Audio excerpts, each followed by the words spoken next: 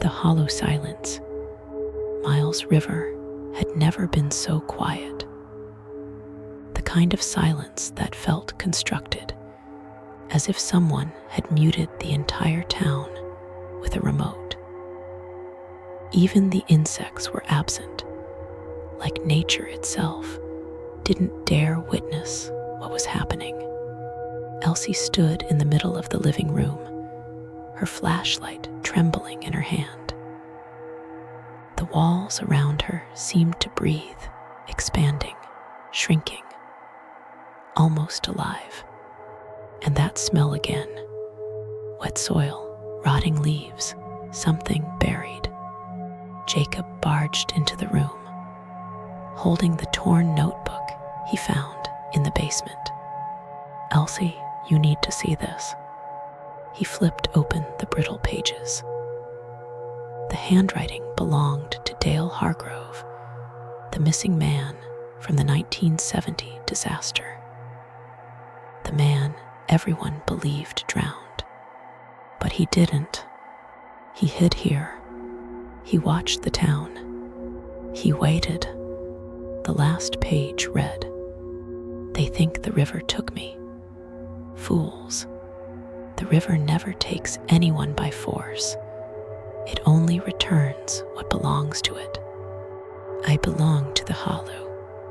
A chill rippled through Elsie's spine. "What's the hollow?" she whispered. Jacob swallowed hard. "I think that thing we saw in the woods." Before Elsie could respond, a loud thump came from the kitchen. Not a mouse, not the house settling. Slow, deliberate human footsteps. Jacob raised his phone flashlight. Is someone there? Another step, then another, then a voice, raspy, broken, as if unused for decades. "You finally came back." Elsie froze. "Who's there?" The voice whispered again, now behind them. "You shouldn't have left the river."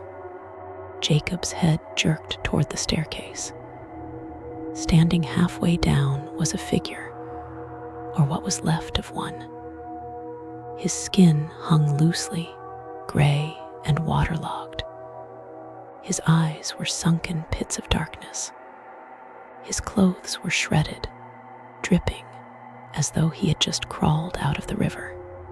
But his smile stretched far too wide to be human.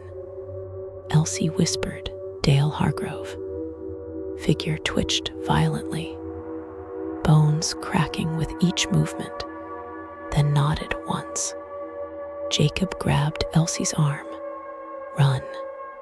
But Dale moved faster. Not walking, not climbing. He shifted, flickering from the staircase to the living room in a blur, like a body being moved underwater.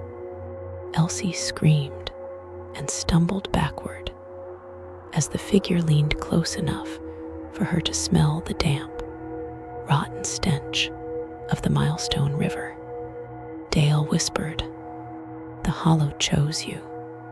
You left, but you returned." Jacob kicked a table toward the figure, buying a second, just enough to drag Elsie outside. They sprinted across the front yard, lungs burning, until they reached the old truck. Jacob jammed the keys into the ignition. Come on. The engine refused to start. Click, click, click. Then they noticed something. The truck's headlights reflected a shape behind them.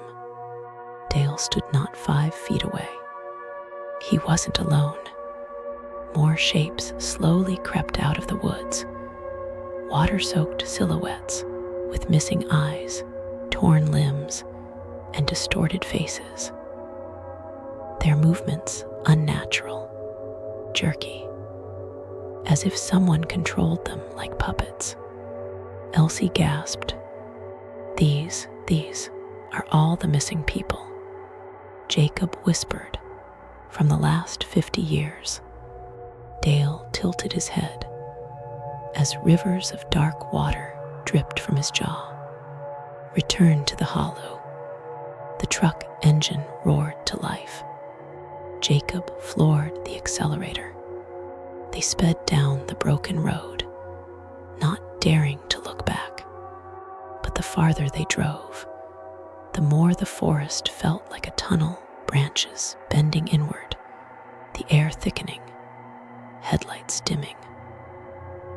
The world felt wrong, twisted, like they had entered a different layer of reality. Elsie's phone buzzed. A notification from an unknown number. Opened it. It was a video. The cabin's interior, recorded just seconds ago. In the video, she saw herself standing inside the cabin, frozen, staring. Jacob shot her a horrified look. "Elsie, how is that possible? You're here." The video version of Elsie slowly turned toward the camera and whispered, "I never left." The truck engine sputtered. Their headlights died. The world went pitch black. Only the sound of wet footsteps approached from all directions. Elsie's breath hitched. "Jacob, he found us." A whisper echoed through the darkness. "Welcome back to the hollow."